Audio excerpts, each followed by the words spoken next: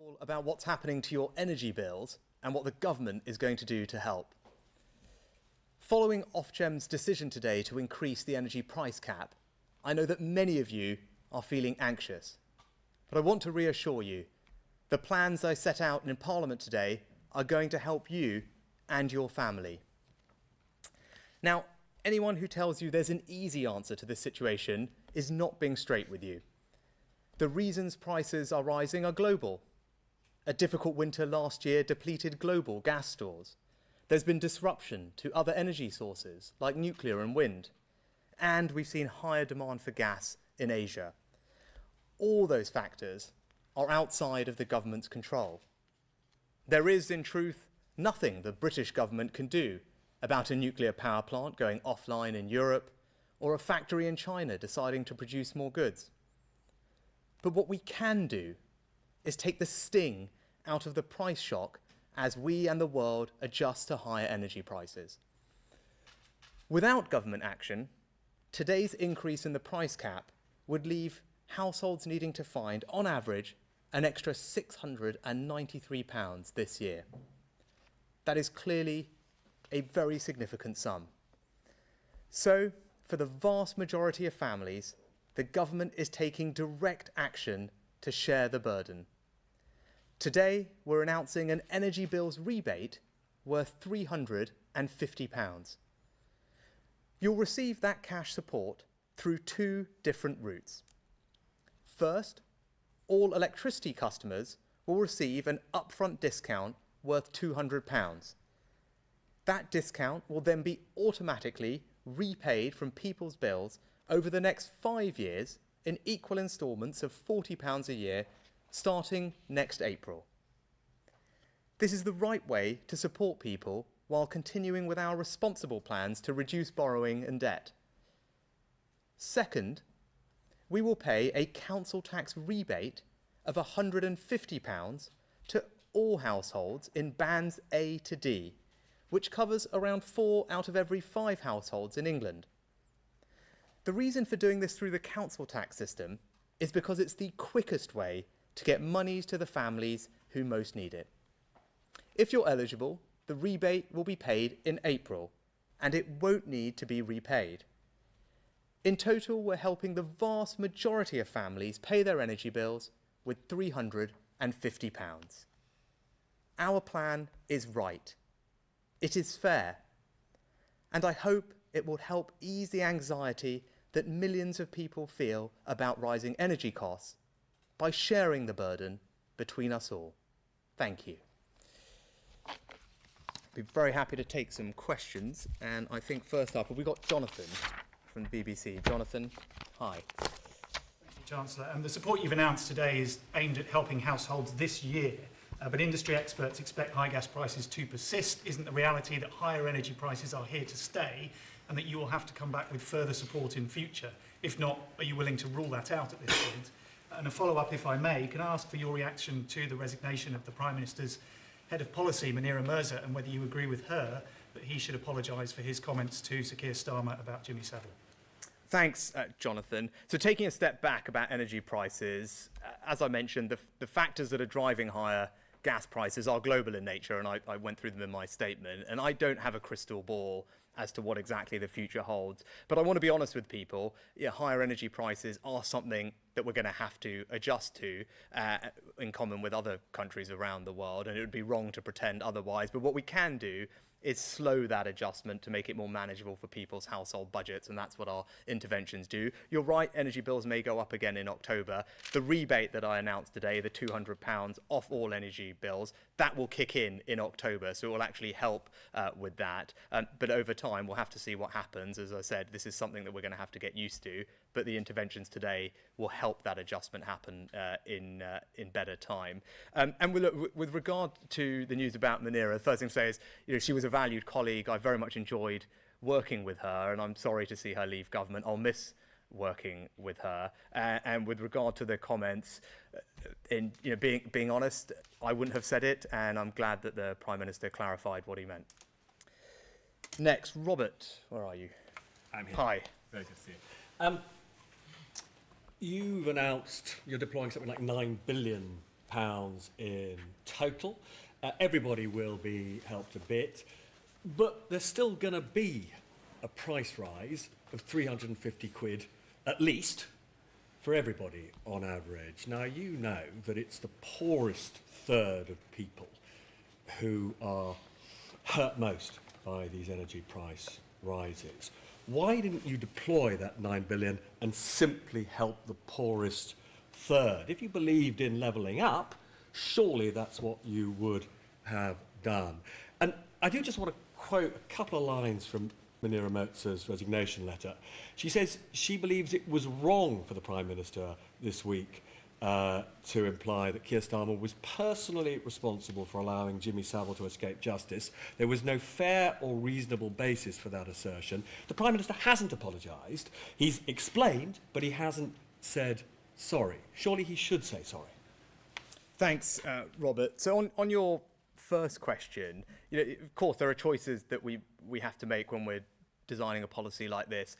My view was that the price rise is so significant that it's not just those families who are on benefits that are going to feel the pinch. It's actually middle-income families as well, families that are working hard, they're not on welfare, but this will be a significant increase for them. And I wanted to make sure that support we provided also went to those families. That's why we've decided to go to bands A to D, which is 4 out of every 5 households in England, very deliberately to help those families in the middle as well. So that's a deliberate choice. But if you look at what we're doing, because it's flat rate, it's a flat £200 and a flat £150, that obviously is going to mean more to a family on lower incomes or with lower energy bills. So in that sense, it is a progressive measure that will help those families more. And we have various other interventions that are also targeted at exactly the people that you rightly highlight. For example, the Warms Homes discount is a rebate that exists through energy bills. We've expanded that eligibility, or we're in the process of doing that, by a third. So that will then cover 3 million of our most vulnerable households. That's a £150 rebate. We're also spending over the course of this Parliament about £3 billion specifically targeted on the people that you mentioned to help improve the energy efficiency of their homes. Now, that's a sensible long-term thing to do, because even though it costs thousands of pounds up front, it will save those people on average about £290, £300 a year on their energy bills going forward. And of course, by cutting the universal credit taper rate, by increasing the national living wage, both of those are really significant interventions which will put more money in the pockets of those who are most vulnerable. So I think if you look at it in the round, I feel confident that we're getting help to the people who need it in different ways. And look, with regard to your second question, it's a question for the Prime Minister rather than me, and there's probably not much more I can add other than what I've already said, which I hope you appreciate. Next, Ed, there you are. Hi. Chancellor, yeah. You talked a lot during the pandemic about doing whatever it takes to try and help families when they're going through difficult times. I'm just wondering, given what you said about how difficult this is going to be to confront, are you able to make the same commitment when it comes to their energy bills, whether it's looking specifically at their bills or indeed looking at things like our net zero policy and working out the way that it feeds into this? And just secondly, what's your message to people who are looking at their bills, they're looking at what you're offering them, and they're saying this simply isn't enough, and now they're contemplating a very difficult few months ahead? I think the first thing to say is I absolutely recognise this is a difficult time. Right? I know this is probably the number one issue on most families' minds. They're looking at the news, they're seeing prices go up, they're worried about the cost of living, and in particular energy, and that's why we're taking action. And I really believe that what we're doing, £350, it's a significant amount of money that will make a big difference to the vast majority of households. And I think people, I hope, actually will be reassured by us stepping in to provide that support to ease some of the adjustment that this is. So, when you ask, what's our approach? Our approach over the last year or two has been to do the right things to support people through difficult times, to support the economy when it needed it. And I think today's announcement continues in that vein. And as in Robert's question, we're trying to get the balance right and getting support to the people who need it most. But I'm also being honest with everybody. I can't change global energy prices. Your point about our transition to net zero is a good one. And what we need to do is we've got to put the right long-term energy policy in place. And for example, we're investing in new nuclear power. That's something that previous governments had neglected, but we're fixing that. The Energy Secretary, Kwasi Kwarteng, is brilliantly getting on with that. We announced money for that in last year's spending review. We're also doing lots of offshore wind, where we're a leader. Those are sensible things to do. And lastly, we probably I want to make sure that people acknowledge that we should also exploit our domestic resources. And we have resources in the North Sea, want to encourage investment in that, because we're going to need natural gas as part of our transition to getting to net zero. And in the process of getting from here to there, if we can get investment in the North Sea, that supports British jobs, that's a good thing. So that has to be part of the mix as well. Jason from the Daily Mail. Jason, where are you? Oh, there you are. Hi. The Bank of England says we're facing the biggest squeeze on living standards on record. Isn't this the time to think again about that national insurance rise that's going to hit average workers with an extra £250 bill this year? And on the kind of wider political picture, the PM said sorry about some of the parties that took place in this street. Some of your MPs and certainly the public are still very angry with him. You, I think, are still supporting him. Why do you think, what would you tell people about why he should be given a second chance? So, Jason, on the first question about the health and social care levy, I do believe this is the right thing to do. If you think, what's the country's #1 priority when it comes to public services, it's the NHS. And we're faced with a situation where the backlogs are growing to unacceptable levels as a result of COVID. And I think everyone wants to see action on that. We'll get to a point where almost every family will have a family member, grandparent, aunt, uncle, who's on a waiting list. And that's something that we didn't want to see happen. And at the same time, I think we wanted to do what other governments have not done, and the Prime Minister deserves credit for this, and that's grappling with the challenges in fixing social care. Both of those things are big challenges to take on, and they do require a serious amount of funding. Now, we wanted to do the difficult decision. I mean, of course, it's a difficult decision to introduce a new levy. It's not something I would wanted to have to do, but confronted with a once-in-300-year economic shock to deal with and taking on these two big challenges, I thought it was right, as did the Prime Minister and the government, to introduce a new levy to help fund the people's #1 priority, not just today, but for years into the future. And I think people can be reassured that every pound of that levy is going to go on the thing they care most about, which is the NHS and social care. And the way we're doing it, I believe, is progressive. Those with the broader shoulders will bear the biggest burden from it. The top 15% of taxpayers will contribute around half of the revenues from that. And as I said, it's dedicated and specific, so people will know that all the money is going to the thing that they care most about. And on your second question, again, this question for the Prime Minister, I think he was right to say what he said in Parliament just recently and before. He's apologised for that. He said he's going to fix it. He's acknowledged all of the recommendations from Sue Gray's report, and you'll expect to hear more from them, as he said, about the changes that he's planning to make. And that's why he has my support, and I'm glad that he's doing what he's doing. Lucy from the Telegraph. There you are. Hi. Hi, Lucy Fisher from Telegraph.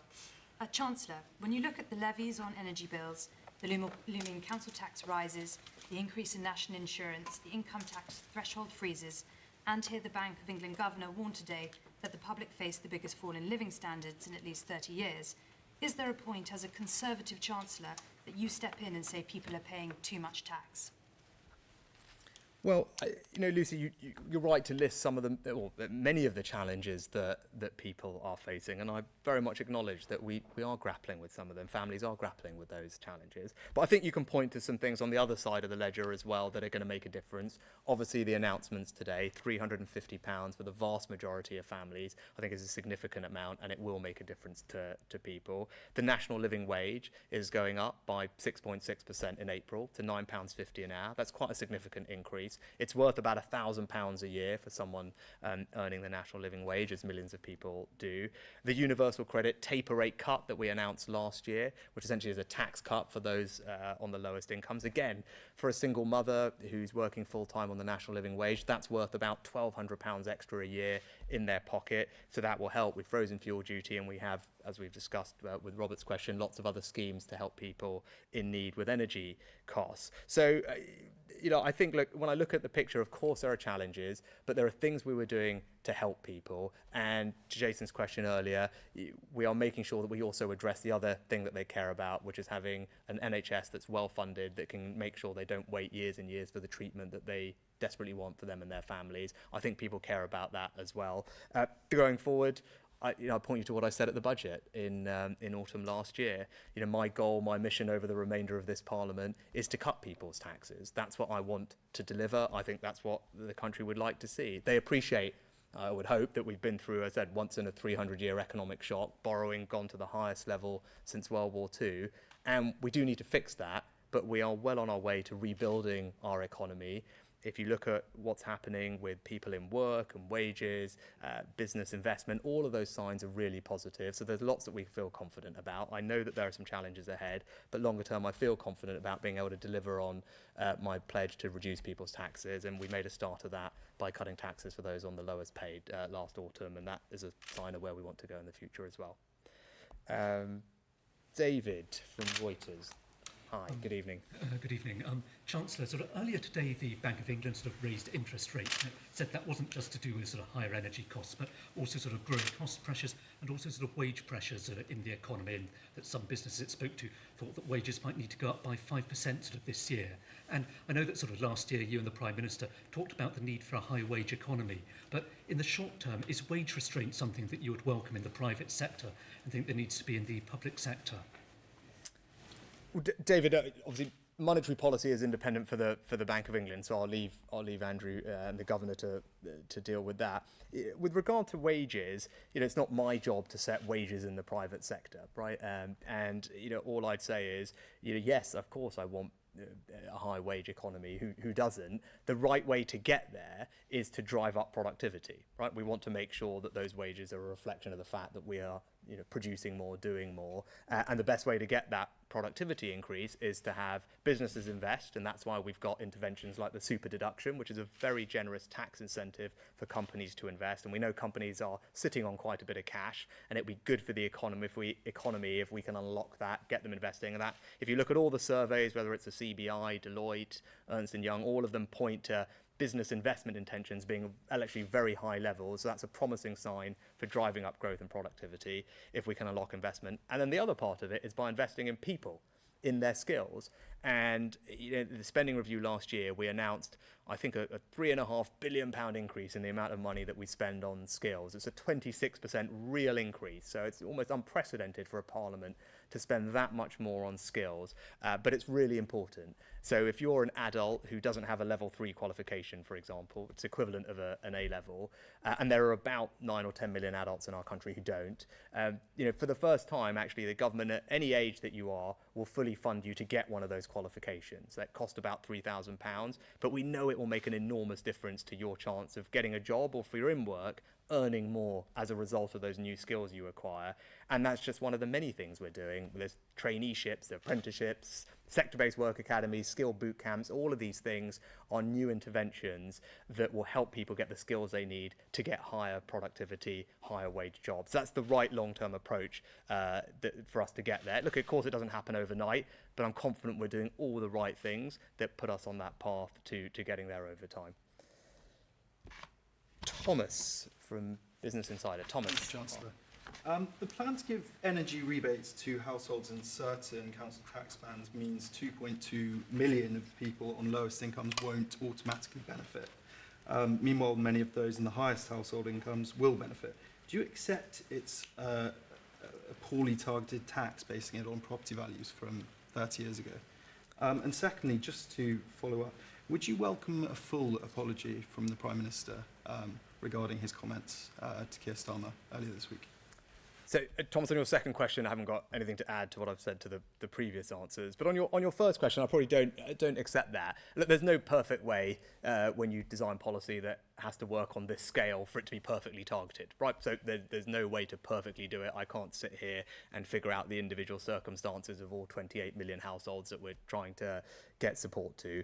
So I accept that nothing is perfect. But to your point specifically about lower income households who happen to live in higher council tax bands, that is a reasonable question, and we have looked at that specifically, and that's why we've created a discretionary fund of about £150 million that will be given to local authorities specifically to help exactly those people. Now, by our estimates, there are around 300,000 people actually, so for example, who are on low income or on benefits, who happen to live in council tax bands higher than Band D.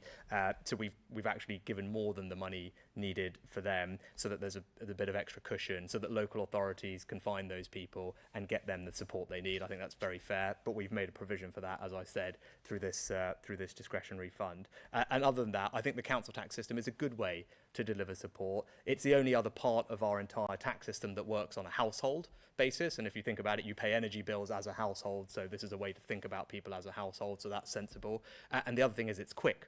Right, lots of other things take a long time to figure out.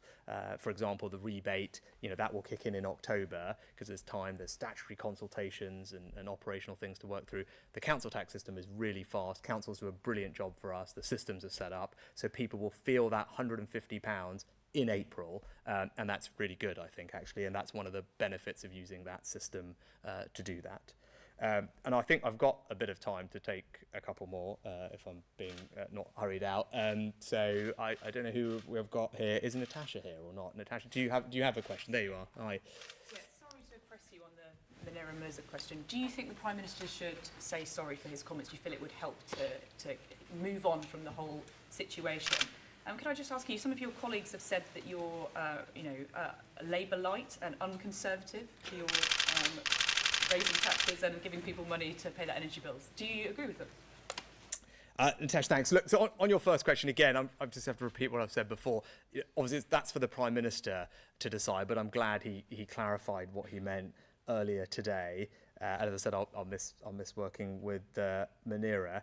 To your second question, look, for me, being a Conservative, part of that is about being responsible with people's money and being responsible with the public finances. That's really important to me. I think that's what people expect, quite frankly, from a Conservative government or from a Conservative Chancellor. I think I'd hope that people understand we were faced with an enormous shock, and that meant that borrowing skyrocketed up to levels that we haven't seen since World War II, and it's going to take us a little bit of time to fix that. But fixing it is the right thing to do. It's the responsible thing to do. It's not always easy to do these difficult things, but as long as I have this job, I'm going to try and do what I believe to be right in the long-term interests of the country. And actually, this energy situation is a good example of why it's important, because as I've made the case previously to you and others, that we need to have the resilience to respond to future shocks. And look, if you think in the last 10 years, we've had two supposedly once-in-a-century events. We had the financial crisis, which Robert spent every minute covering, and Ed and others. And then we had, obviously, coronavirus. They happened in the space of a decade. I was really fortunate that because my predecessors had taken some difficult decisions when they had this job, I was able to respond comprehensively and generously to support the country, families, businesses through that crisis. And now, again, we're faced with another thing with energy. I want to be able to respond. And because we've taken some difficult decisions already to get things in a better place, I can do that. But I want whoever's in this job in the future to hopefully have benefited from the tough things that I did so that they can support the country when the time comes again. And I think that is a deeply Conservative thing to do. I think people understand we have to live within our means. I think they get that. They'd expect that from us, and that's what I will deliver as long as I'm doing this. George, I saw you had your hand up. George Perker from the FT. You'll see the analysts saying that they think it's possible the energy price cap could go up to as high as £2,400 in October. Could you exclude now the possibility you'll have to do even more in the autumn to help families? And just a second one, again on Manera Mirza. You said you enjoyed working with her. And I just wondered if you just say what you thought she brought to the government. Right. So on your first question, as I said before, there's global forces at play here that drive up gas prices at the moment, and I don't have a a crystal ball. You're right, the current energy markets are forecasting that prices go up further in October before falling quite significantly next spring. But again, I don't have a crystal ball and these things are uncertain. I think the interventions we've done today are designed to last and provide support to people over the year. We're front loading it, so the £150 of the 350 comes all in one go at the beginning. But then in October, let's say the price cap does go up again, then that's when the £200 rebate will also kick in at that moment. So there will be help at that time if that is indeed what happens. So I think over the course of a year is the best way to think about it. There's £350 of support for the vast majority of families to help them over the year with this. And again, I'll just go back to what I said. Like, I've got to be honest, I don't want to pretend that we don't have to adjust to higher energy prices, if that's what the world is having to do. But what we can do is just slow the pace of that down, make it more manageable for people's household finances. And look, I'm not going to get into a big thing about Munira. So she's a valued colleague. She brought a lot to the job, and I'll miss working with her. Great. Yes. If I've got one more, right? Go on. Yeah. Hi, Simon Neville from PA. Just want to get my head around this. I'm not going to call it a bailout, but I think some people have called it that. Energy firms were asking for a similar package for quite a few months. We've known that the energy prices were going to go up for quite some time. Back then, it was rejected. The call, I think 20 billion was the number that was put on it by the firms. What changed that meant now you decided it was the right call to make? And the other question I wanted to ask was around national insurance. You're giving households the opportunity to delay their payments on their energy bills. Why not give them the opportunity to delay their payments for national insurance?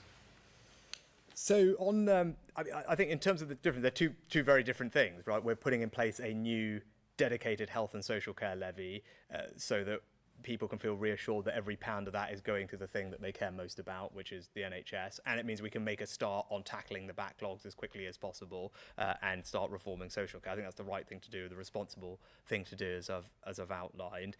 But where we can make a difference on these energy prices, we are. And part of the response is to smooth the impact of that. And that is a very deliberate policy approach. As it can't pretend that we don't have to adjust to it, but what we can do is just make it more manageable, and that's what that policy does.